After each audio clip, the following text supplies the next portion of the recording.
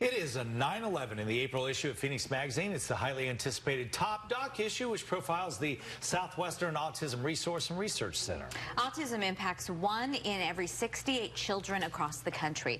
And this center is a really important resource for Valley families. Lina de Florias is live near 18th Street in Van Buren with a look. Yeah, you know what? And Phoenix Magazine puts this out every year. They're featuring more than 500 doctors here in the Valley. And Craig, this is something that you really worked on, and you wanted to make sure that SARRC was in the magazine for obviously because it's good for the Valley, but also this is very personal for you. It is personal for me. My son goes here. He's autistic, and this year in Top Docs we expanded a lot of our pediatric categories, a lot of subcategories. We thought it was a fitting time to look at the great work that SARRC is doing. There's Ben right there. Hey, buddy boy. How's it going? So yeah, it's personal to me, absolutely. But when the writer pitched it, I was like, it's a slam dunk. It's wonderful what they do here, not just in terms of this school. Research in the Valley is wonderful. Also, what they're doing for adults who are aging into the adult population is wonderful here. So, yeah. That was something that was interesting that you were talking to me about is what happens, after school when the children are no longer children and they're stepping out into the world. And so SARRC is also helping with that transition as well. So Dr. Openden, we were talking about your fabulous walk that you have every October where we get the whole community involved. Tell me what people need to know, as they're flipping through the pages of Phoenix Magazine and maybe they're finding you for the very first time. Well, SARRC is a nonprofit autism center that does research and then provides a lifetime of support from very little kids all the way through adulthood.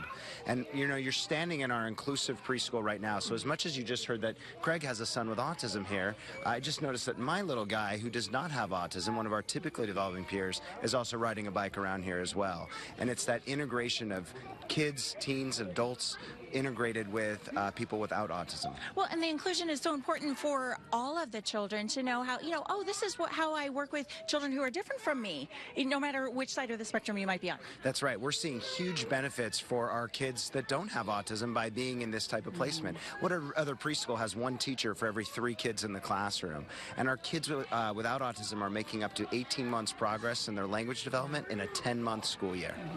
Well, and do you find, too, it's just making a kinder environment, which is so nice to see. No question. Both my kids have gone here. Again, my younger son's in his last year here, and they are so compassionate and understanding and supportive of people who are different than them. My older son, who's 9, has a kid with a disability in his class who doesn't have autism, but my son is always the first to be helpful, to be supportive, to make sure that he feels supported in that classroom. Because that's something that they're learning as well in this environment, is learning how to, work with other children who are different than you. And so, Craig was mentioning something important. We were talking about inclusion and how to help.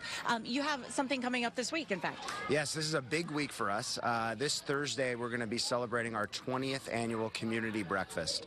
And as much as it's a fundraiser for the organization, it's also a friend raiser, and that this is how we really build community here.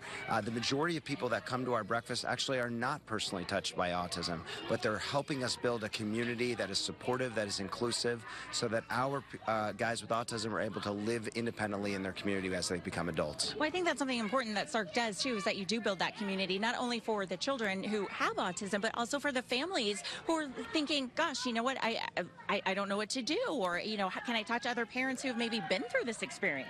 Yeah, that's right. I mean, so they can connect with other people and other families that have kids with autism, but almost more importantly is for us to build these sort of non-autistic community, right? To make everybody else aware and supportive of exactly what we're doing to help people with autism integrate into our community. Beautiful message. Thanks so much for all that you do here.